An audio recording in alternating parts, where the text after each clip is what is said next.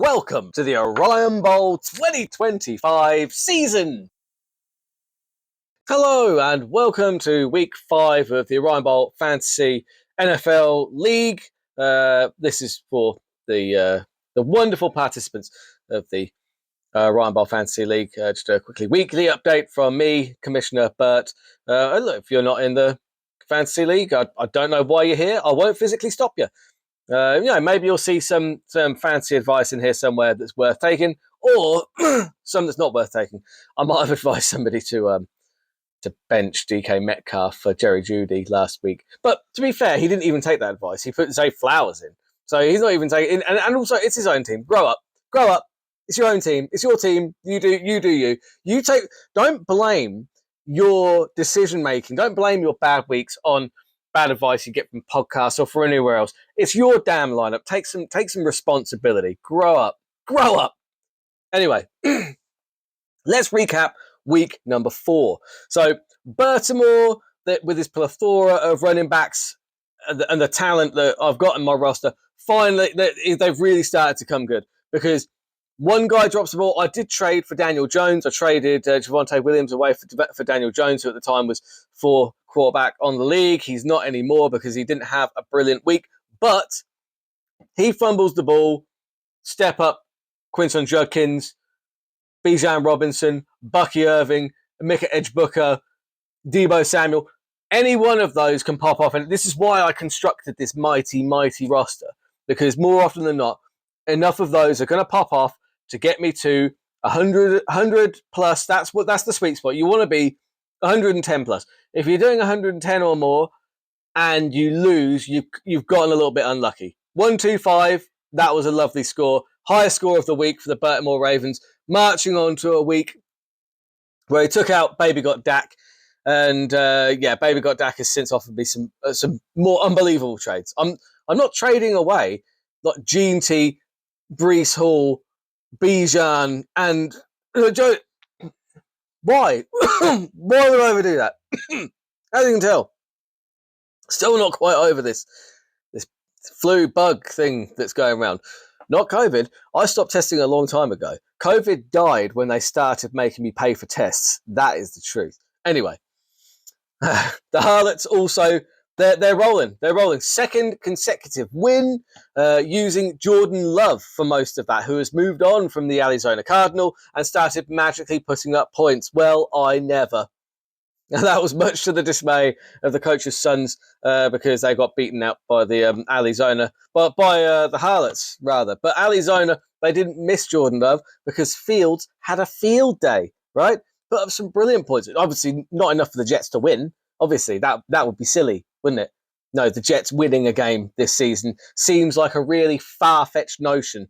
To be fair, look, they've had a lot of close games, but I just feel they're not getting the rub. 0-4, that's it. Playoffs are out now, really. Season's over, and the season was over. We're not even out of September. This is obviously October 1st, but at the time, when they lost that game, that's it. They're 0-4. Season's done. Not even out of September. This is the life of a Jets fan. But I will keep on supporting them, keep on trucking. There's a lot of talent on that team. So it's a shame. If they could just pick up a few wins here and there, that'd be lovely. So it was enough, however, for Arizona to skate past the Gorillas and back to the shores of Fistiana. Excuse me. That's a victory. That's why I call victory. Next matchup, I'd like to start with a question. When is a door not a door? When it's ajar. And the 10-point stinker from Lamar left the door ajar for Legion to get the win with Amon-Ra. Yeah, no, he Legion beat Namath. The Vikings. The wheels are well and truly back on for the Forbes Niners, mostly because Namath B have completely forgotten what a wheel is or how to construct any sort of viable roster whatsoever. The fraud check that I called out on AJ Brown at the start of the season is really looking pretty good. I told you that he was not worth keeping. He is a fraud. Well, he's not a fraud. He's just, he was never having a good season this season. And so far, that is abundantly true. What did he do? Less than a point? Crazy. Anyway, Sweet D of the week goes out to the Texans. I believe they got 14 points. Their defense better be good because their offense is pretty awful right now. And I don't know what the hell they do there because CJ Stroud is not playing well. And when CJ Stroud ain't playing well, it means Nico Collins isn't playing well. That's why I gave up on Christian Kirk and anything else to do with the Texans offense. So let's take a look at week 5. We have Ravens, my Baltimore Ravens, taking on the Dennis Strait Gorillas. Now, normally I would be in bye-week hell. Well, I say bye-week hell. I'd be in a bye-week quandary because Bijan Robinson is obviously on his bye-week. But luckily for me, Ashton Jeanty has finally started being used correctly by the Raiders. He put up 31 points last week. I'm not saying he's going to do that again, but they started lining him up the same way, in the same stances that he used to line up in college. And all of a sudden, like Kel Surprise, he starts putting up monster numbers like he did when he was in college. Look, just keep on using him like that. He's not going to put up 31 points again. I'm not expecting that. But they are using him correctly now with a bit of luck. At least they did last week. This week remains to be seen, but I'm putting him in against the Colts. So that covers off Bijan Robinson's absence nicely. And I've still got Quinshon Judkins running the ball. Quinshon Judkins, just keep running the ball. That's a little song there for you. Pretty nice. Yeah, Quinshon Judkins. I don't know how I ended up picking him up as well. I didn't even use waivers for him. He was just there. Like week two, he was just there. After they announced that they were paying his rookie deal, I was like, I wonder who's got him in their lineup. And I looked, nobody had him. What the hell? Anyway, better for me because like I didn't have enough running backs. Am I right? Next man up. So Daniel Jones, he put up 10 points last week. I fully expect him to bounce back this week and have a better week. Deebo Samuel, Edge Booker, both solid. I'm putting in Breece Hall as well, just because Bucky Irving's currently questionable. I'll see how his MRI comes back, but I didn't want to end up in the, forgetting, and oh no, he's been ruled out and I haven't set my light, because I'm a professional. I'll take these things into account and I will make sure I make the appropriate adjustments. Because Breece Hall against Dallas, he's good for some numbers. The Jets aren't good. Breece Hall is. The Gorillas are going in a different direction. Obviously, they've got Javonte Williams, which I was magnanimous enough to trade away. He's against the Jets. He's only playing one running back this week, which is a bold move. I see why, because you've got all of the rest of your running backs are all on bye weeks. I will say, however, that rules are rules. If you don't drop one of your running backs, then you're going to take a 10-point deduction, and you're going to move one place down in next week's draft. Everyone has to set a full lineup every week. No missing players. So my advice, I would say you need to drop Algier. You've got a couple of options there because you've got Tootin, who's free and available. Even Miller at New Orleans, he saw a real uptick in production last week. I would thoroughly recommend Miller. Look, I want to play somebody who's putting out a full lineup. If you don't put someone in, that costs you next year's draft one place, and it's a 10-point deduction, which will obviously hamper you when it comes to playoff contention. Because that's 10 points off your total score. So I have every faith that you'll get it sorted. Every faith. But I just need to remind you of it.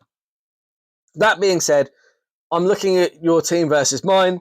And look, nothing's ever a certainty in this. And I hate to pick myself to win because normally the opposite happens to my predictions. But if Baltimore turn up like they did last week, if my players turn up like I know they can, then this should be a win.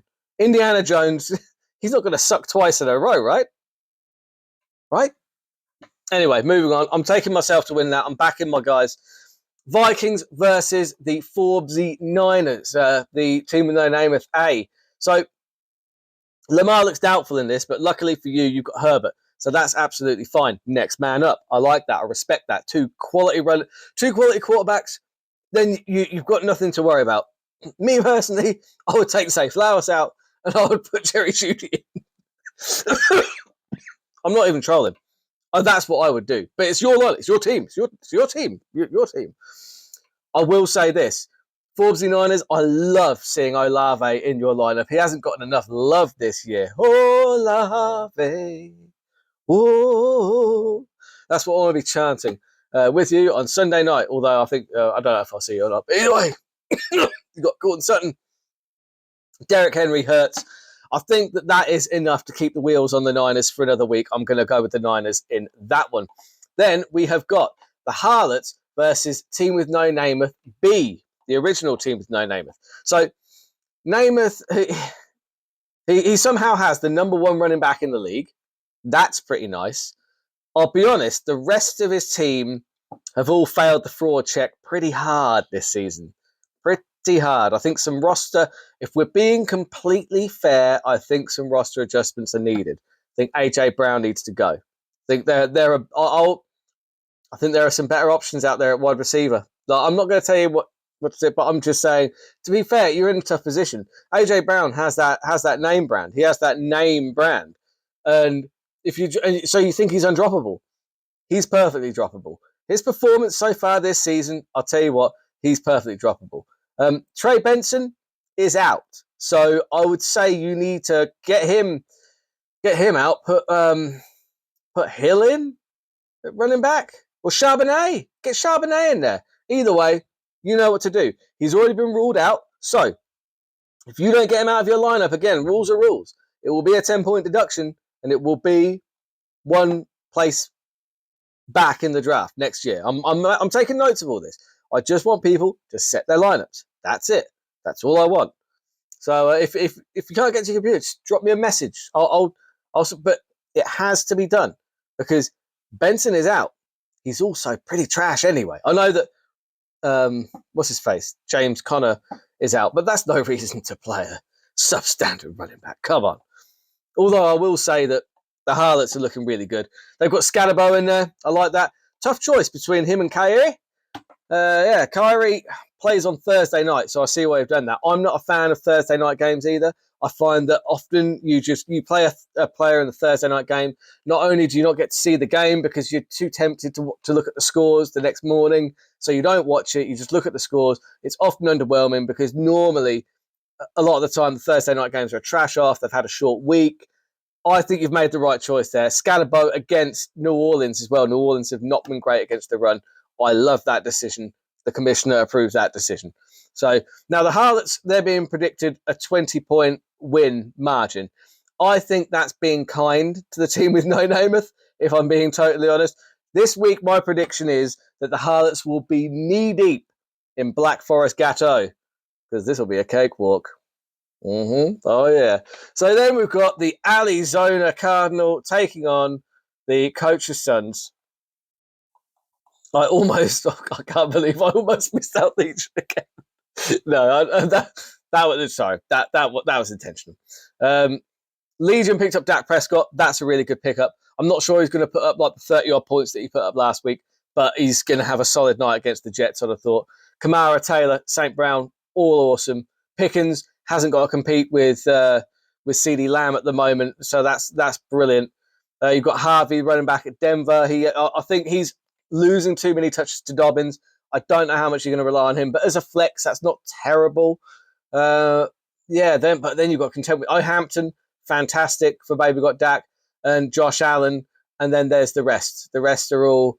Etienne's been pretty good, but let's be fair. There's quite a lot of aging receivers on you. Oh, you picked up Roddy White.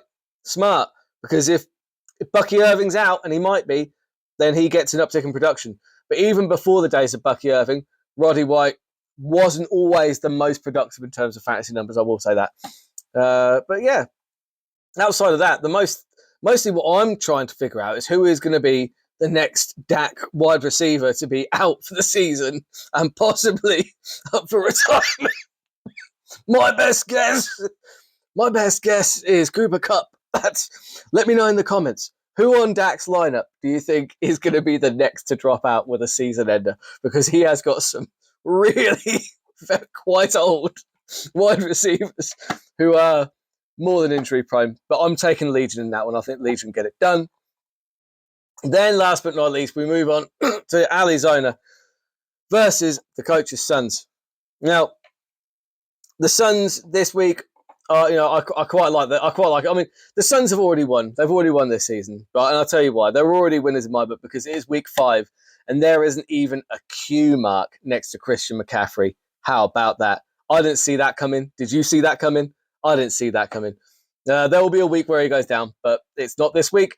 And so look, he's got some quality on there. McCaffrey, Mayfield, Keenan Allen, Jamar Chase hasn't been performing brilliantly, but he's still got the quality there. But what I will say is that this section, this particular prediction, is brought to you by My Protein Chocolate Mousse, because I took a bribe from Ali's owner. I'm not above bribes, right? Because I'm a private company. I'm not regulated by any financial bodies. All right, I can take bribes. I was told that I would get a delicious, high protein, 20 grams of protein chocolate mousse, light, delicious, fluffy, that I could eat whilst doing this prediction. And the only thing I had to do was make sure I predicted the Arizona Cardinal to lose every week, because my predictions are so bad that if I predict you to win, that's usually a death sentence. But he hasn't provided the mousse. He hasn't provided. Justin Fields is going to have a huge day. Ain't Shane? Who can the call is going to win this game all his own? Coach's sons, no chance. So that's what you got. Arizona to win. Landslide, cakewalk, no chance. Ooh, get me my high protein mousse next time. So that's the video. If I've picked you to win, prove me right. If I've picked you to lose, prove me wrong. Don't take any of my advice, because it doesn't work out well, and I'll see you next week, hopefully in the winner's circle.